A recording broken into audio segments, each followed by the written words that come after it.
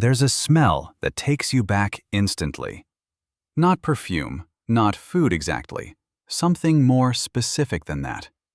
It's the smell of a wool coat that's been rained on, hanging near a radiator, filling the hallway with something damp and warm and entirely, unmistakably, home.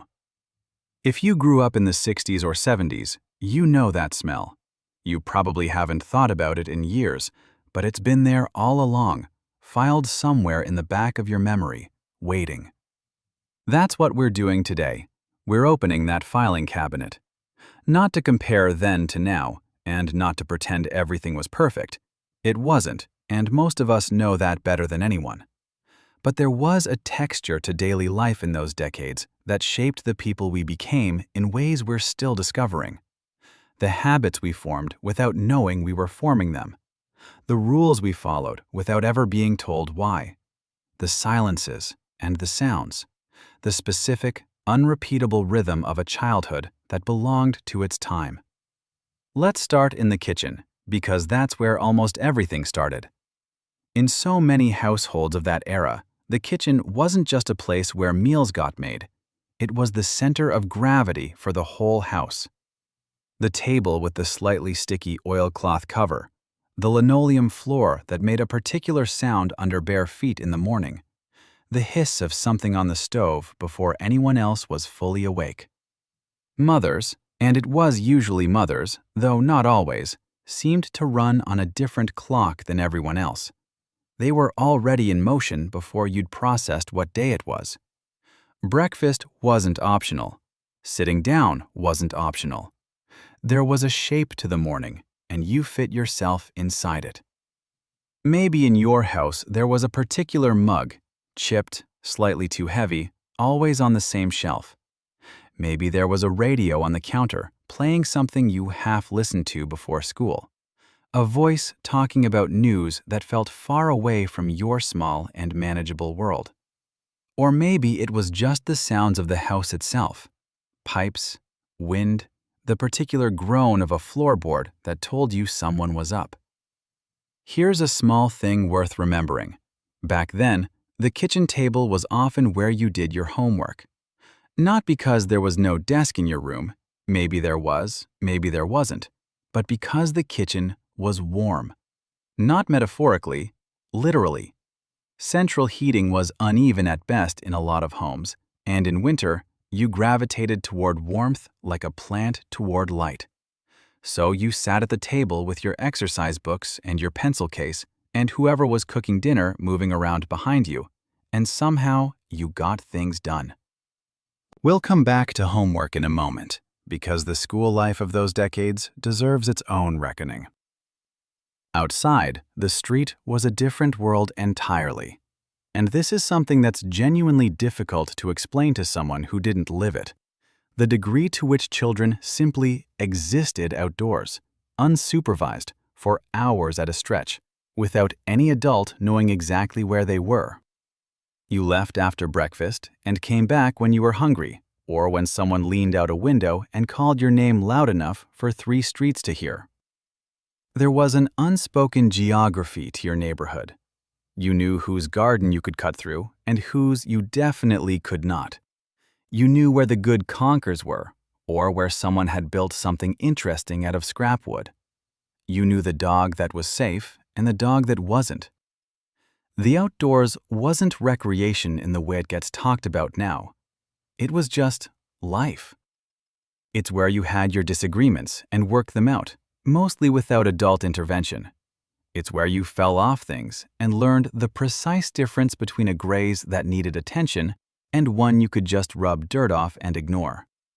You negotiated. You got bored and invented things to do. You argued about rules for games that didn't have a rule book and somehow came to an agreement and played anyway.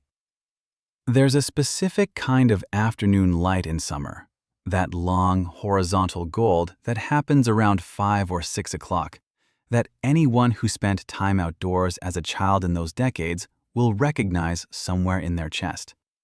The light that said the day was winding down, but not quite over. The light that made ordinary streets look briefly beautiful. Now, School. School in the 60s and 70s was its own particular country, with its own customs and its own hierarchy, and its own rules that you absorbed by watching carefully and mostly kept to yourself. The buildings themselves often felt ancient because many of them genuinely were. High ceilings, tall windows, wooden floors that had absorbed decades of chalk dust and children's shoes. The smell of school was unmistakable and almost impossible to describe. Something between pencil shavings, floor polish, and the particular mustiness of old paper. Some teachers terrified you. Some you adored, the way you can only adore a person who makes a subject suddenly make sense. There was often one, maybe a history teacher, maybe an English teacher, maybe someone who taught something you'd never have chosen but couldn't stop thinking about, who said something that landed differently than everything else. A sentence that stuck. You might still have it somewhere in you, without being entirely sure where it came from. Discipline was physical in many places, and that's worth acknowledging honestly. It wasn't always fair, it wasn't always proportionate, and some of it left marks that weren't visible. That's part of the truth of those decades. But alongside it existed something else, a kind of structure that, for many people, provided a container for life. Not freedom exactly, but a form. You knew what was expected. You knew the shape of the day. The lunch hour had its own ecosystem. Who you sat with mattered enormously in ways that were never spoken aloud. The playground had its territories, its ongoing narratives, its small politics. Something would happen in the morning, a falling out, an alliance, a dare, and by afternoon it had already become a story that was being told and retold and embellished. We'll come back to something that happened in the evening, because the evenings were where the family came back together, and that's worth sitting with. But first, television. Because television in those decades was a completely different experience from anything that came after, and not just because of the number of channels. It was different because it was shared and finite. There was one set, usually, in one room, and the decision of what to watch involved actual negotiation, sometimes actual arguments, and the occasional dramatic exit of a sibling who didn't get their way. The test card, the close down, the national anthem playing at the end of the broadcasting day, which you sometimes watched by accident because you'd fallen asleep on the sofa and woken up to find everyone else had gone to bed. Saturday morning television had a particular energy that is genuinely hard to overstate. You were awake earlier than you'd ever willingly get up on a school day, in your pajamas or a dressing gown that was slightly too big, eating cereal that had gone slightly soggy while you watched. It was as close to pure contentment as childhood offered. Nothing was required of you for the next few hours. The day was completely open. Here's one of those small, very specific things. The moment you changed the channel on an older television set, the physical click of it, the brief dark between one thing and the next. That click was a whole experience. You weren't scrolling through 100 options, you were committing. You were choosing from 3, 4 if you were lucky and the aerial was cooperating. Evening then. This is where the day collected itself. Picture this. It's a weeknight sometime in the early 70s. The curtains are drawn against whatever the weather is doing outside. There's a lamp in the corner of the sitting room, and the television is on, but nobody's watching it too closely. Your father might be reading the paper, actually reading it, cover to cover, treating it as though it contained necessary information. Your mother might be doing something with her hands, knitting, mending, addressing something that needed addressing. You're on the floor with something, a puzzle, a toy, a book, in that particular absorbed state that children can sustain for longer than anyone remembers in retrospect. There's music maybe from somewhere, not from a speaker system, from a record player with its particular warm crackle between tracks, or from the radio tuned to something that the adults liked and you tolerated. the smell of whatever was cooked at dinner still faintly in the air. The house is not silent, but it has a quietness underneath the sounds, a settled quality that means everyone is where they're supposed to be and nothing is required right now. That's a scene worth keeping. Bedtime had rules, and the rules were not negotiated. You didn't wind down with a screen. Winding down meant a bath, or if not a bath, then at least the pretense of washing, and then bed at a time that felt, at the time, outrageously early. The indignity of being sent to bed before something interesting happened on television was one of childhood's reliable minor injustices. You lay there listening to the sounds of the house continuing without you, the low murmur of adult conversation from another room, the occasional laugh, and you tried very hard to figure out what was so funny and couldn't. Books, if you were a reader, were your saving grace. There was something about weeding by the inadequate light of a bedside lamp, holding the book at increasingly awkward angles, not wanting to admit your eyes were tired, that felt genuinely transgressive. You were supposed to be asleep. You were not. You were in someone else's world entirely, which is its own kind of freedom. Here's something worth asking yourself. Do you remember the first book that made you forget where you were? Not just a book you enjoyed, the one that pulled you under completely, so that when you surfaced, you were briefly surprised that you were still in your bedroom and not somewhere else entirely. Most people who read in childhood have one. It usually comes from that era. Family life in the 60s and 70s operated on a kind of unspoken code that most people understood without it ever being written down.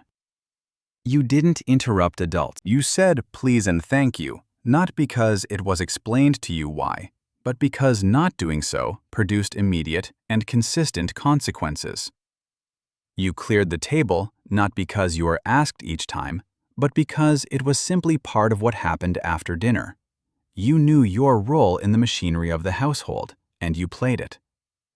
This produced, in many people, a very specific relationship with authority, a capacity to follow rules when the rules made sense, and a quiet, internal resistance when they didn't. You learned to read rooms. You learned which adults could be reasoned with, and which were simply forces to be navigated. That's not a small skill. Some people spent decades of adult life recognizing that what they thought were adult skills were actually things they'd practiced thoroughly as children. The telephone, and we have to talk about the telephone, was a shared object with shared etiquette that now seems almost anthropological. There was one phone, generally, on a table in the hallway or the kitchen, and using it was not private. Whatever conversation you were having, some portion of it was available to whoever else was in the house. This shaped how you talked. You developed a kind of telephone voice, slightly more formal than your normal register. You kept calls short because long calls were somehow regarded as an imposition, on the line, on the household, on some vague notion of frugality. If someone called and you weren't home, they called back. The idea that you were reachable at all times would have seemed, in 1968 or 1972, like science fiction. And then there were the things that came through the letterbox. Post arrived once a day, twice in some places, and it was an event. Not in a dramatic sense, but in the sense that actual physical objects, handled by actual people, containing actual words that someone had sat down to write, arrived at your door and meant something. Birthday cards with coins sellotaped inside. Letters from relatives who lived far away. The occasional parcel, wrapped in brown paper and tied with string, which was an object of tremendous anticipation. Here's a small, funny thing. The amount of ceremony involved in the annual television guide at Christmas. If you know, you know. That specific publication was treated, in many households, with a reverence usually reserved for documents of genuine legal importance. You sat with it and a pen and marked the things you intended to watch, as though programming your own small schedule of joy. Summer holidays were long. Not long in the way they seem now in retrospect, where memory compresses everything.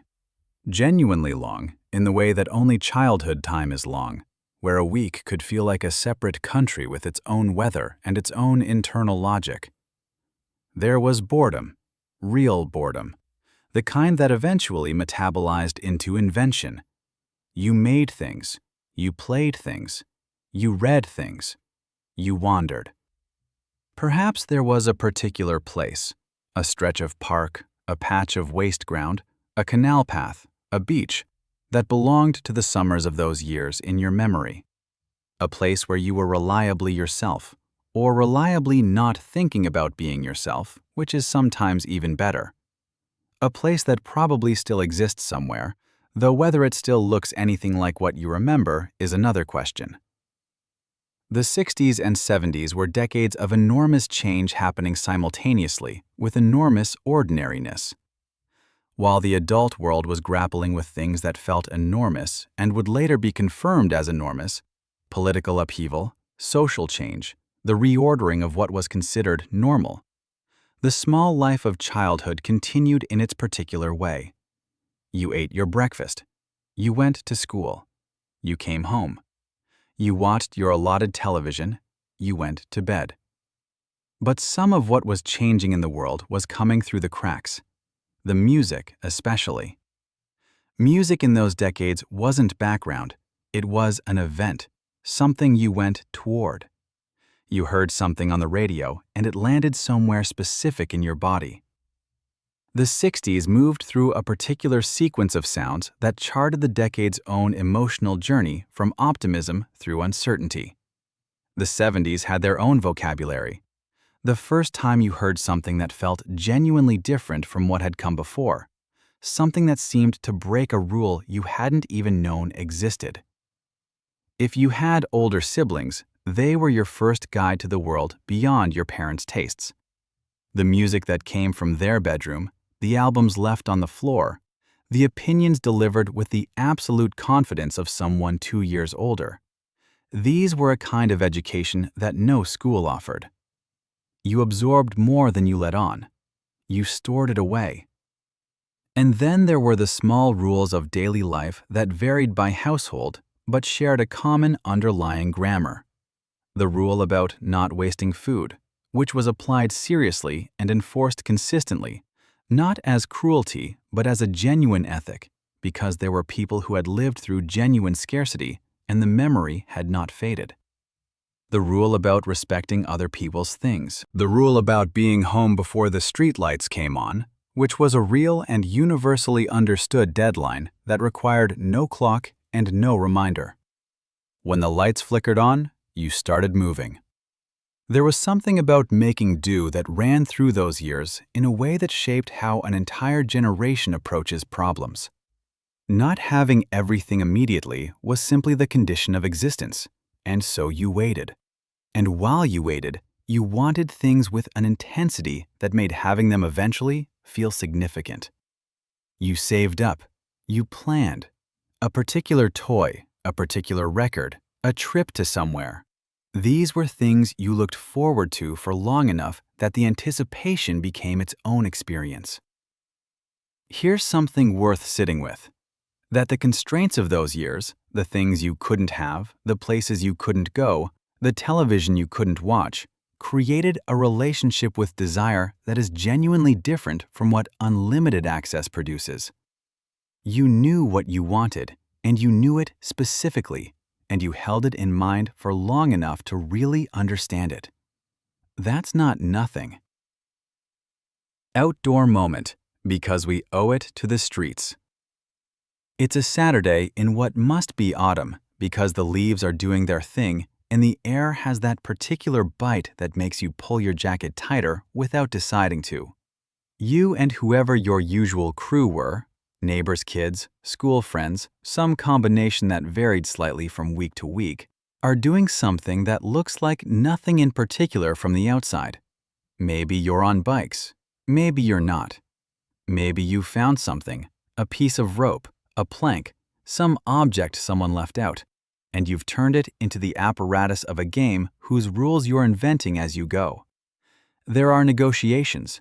There are small injustices. Someone gets annoyed and goes home, and you watch them go with a mixture of guilt and relief. Then you get back to it. The afternoon does what afternoons do, and slowly uses itself up, and the light starts to go, and someone says they have to be home, and then suddenly everyone does, and the street empties, and the game is just suspended, not finished, because these things rarely finished. They just paused until next time. That suspension, that sense that the game was always ongoing, just paused between sessions, that's something worth remembering. What shaped us in the end? That's the question underneath all of this, and it doesn't have a single answer. Part of it was the specific texture of those decades, the particular combination of constraint and freedom, the analog world that required patience in a way that was never described as character building, but was exactly that. Part of it was the people, the adults who were imperfect in ways you understand better now than you could have then, who were themselves shaped by harder things than you experienced, and who handed down a set of habits and values that you've spent your adult life either keeping or carefully revising. Part of it was the time itself, those specific years, with their particular sounds and smells and quality of light. And part of it, maybe the largest part, is something that's harder to name.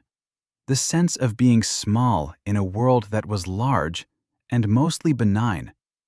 Of not yet knowing everything that would happen, and therefore being available to each day in a way that becomes progressively more difficult as you get older and more knowing. That openness, that willingness to be surprised. A lot of the people watching this right now carry things from those years that they haven't fully examined. Habits, preferences, small loyalties, ways of being in a room with other people that trace back directly to kitchens and schoolyards and summer streets and bedtime rules from 50 years ago. That's not a burden. That's texture. That's what makes a person specific, rather than generic. Here's what we'd love to know, and we mean this sincerely, not as a formality, but because the answers genuinely vary and every single one of them is worth something. What's the one specific smell or sound from your childhood home that still catches you off guard when you encounter it now? Not a general thing, the specific one. The one that lands before you've had time to prepare for it. And the second question, who was the adult in your life during those years? Teacher, neighbor, relative, a friend's parent, who said or did something small that you've never quite stopped thinking about? Tell us in the comments. These are the things that should be recorded somewhere. If this brought something back for you today, and if these are the kinds of conversations you want to keep having, there's a subscribe button somewhere nearby, and clicking it means we'll keep showing up for you. Because here's the thing, you came back. From the street, from school, from wherever the day took you. You came back in through a door into a hallway that smelled of something warm. And that smell said, "You're home now. The day is done. You're safe." That smell is still there. You just have to know where to look.